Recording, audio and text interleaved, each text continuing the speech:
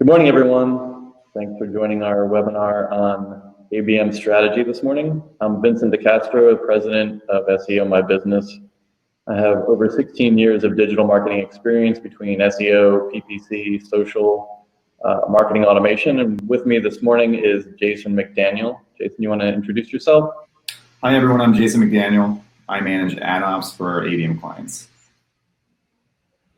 So SEO My Business, we're based in Atlanta. We provide full service end-to-end solutions for account-based marketing and lead generation clients.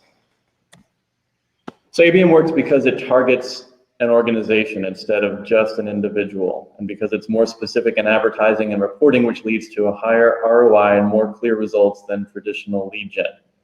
Now that face-to-face interaction is less likely, an effective ABM campaign is more important in B2B sales than ever before.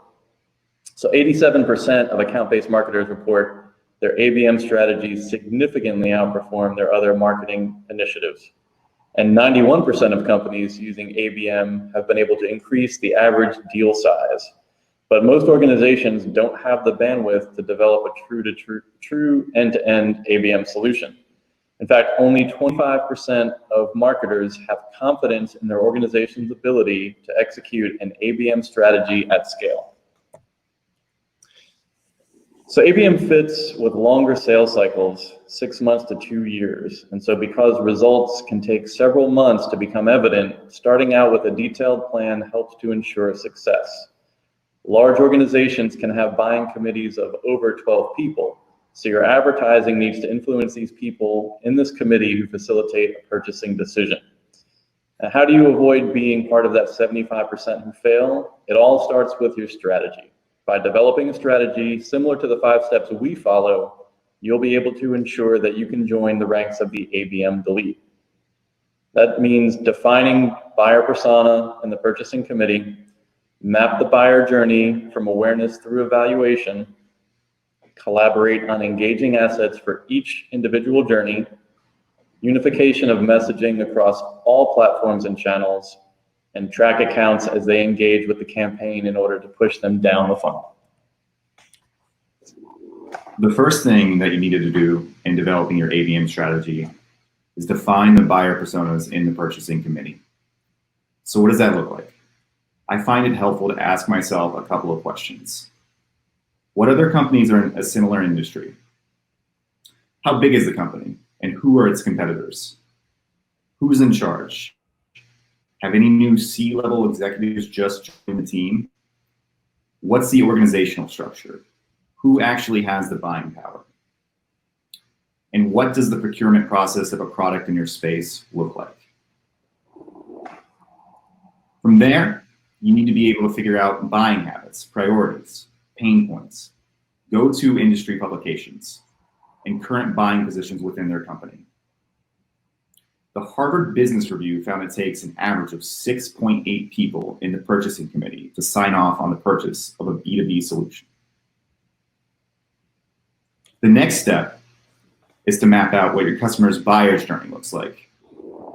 How long does that take? How many pieces of content does a prospect consume before they have enough information to make a purchase?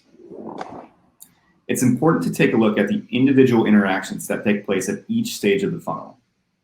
What sort of content does someone in the consideration phase interact with versus the evaluation phase? This buyer's journey lays the foundation for building out the content roadmap you're going to be leveraging in your advertising strategy.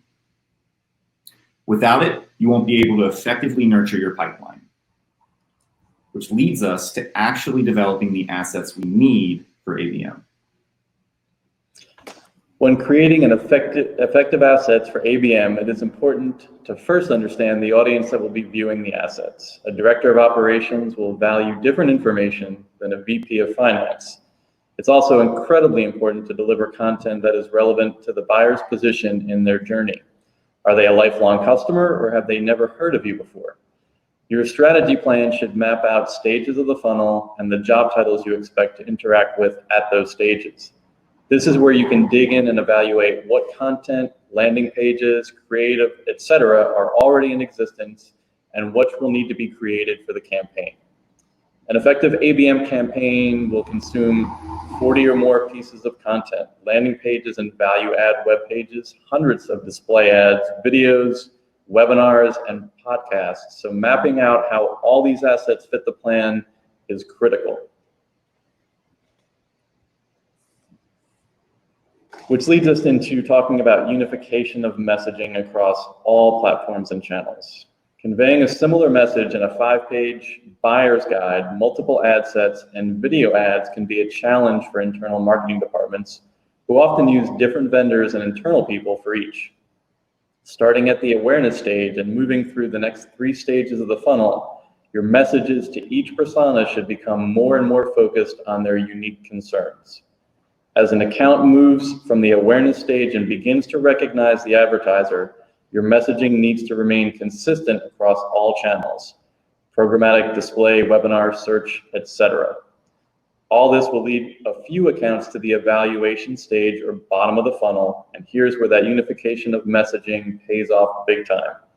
Thanks to ABM, it's possible to track all these points of interaction over months when you have finally earned the chance to speak with the decision makers and initiate the sales outreach process.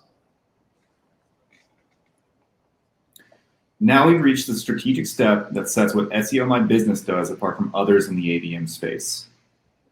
In order to push accounts down the funnel and keep track of them, we use something called account scoring, a conjunction of data points, both first and third party, used to advise sales and marketing teams about funnel placement and effectiveness of content, all in real time, all at an account level. So what goes into account scoring? For us, there are 4 main pillars. Off-site intent data from a third-party data provider, which provides intelligence on what topics an account is consuming outside of your website. On-site interaction data, which includes interactions with highly valuable pages and interactions with conversion paths. Campaign interaction, this is how an account is interacting with your paid campaigns, your content marketing, your email. And finally, CRM data, which conjoins what your organization actually knows about an account. Are they up for renewal? All of this data can be found in one place, our dashboard. Here, your sales and marketing teams have access to the account scores and can see exactly what is happening within the campaign. They can even slice by domain and see exactly how those high priority accounts are engaging. A lot of companies provide different pieces of the ABM puzzle. We want to show you the whole picture. So that's pretty much everything we've got for today, guys. We didn't want to take up too much of anyone's time.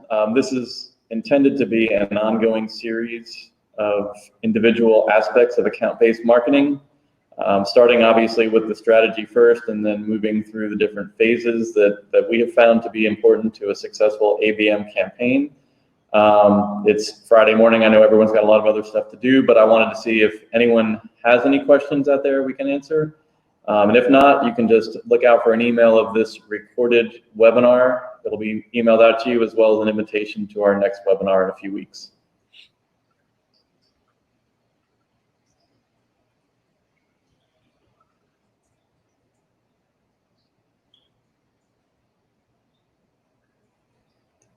Okay, great.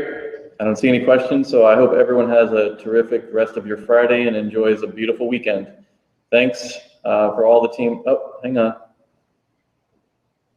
How does SEO My Business compare to something like Terminus? So Terminus is a great platform, but it provides just one piece of the puzzle. There's probably another 9 or 10 pieces of the ABM puzzle that have to be in place in order to be successful. Obviously, they've got intent data added into the platform. They have, the ability to run programmatic display. I believe, part of their service is also to help with graphic design, but they don't have any ability for integrating all of these different platforms, or what we would call the tech stack. They don't help lay out strategy in a detailed, meaningful way. They don't do SEO. They don't do paid search. They don't do marketing automation. So a lot of what Terminus does or doesn't do is very, very important to a successful ABM campaign. So thanks for that question, Blake. All right, well, I hope everyone has a great weekend, and we look forward to seeing everyone at the next webinar in a few weeks. Take care. Thank you, guys.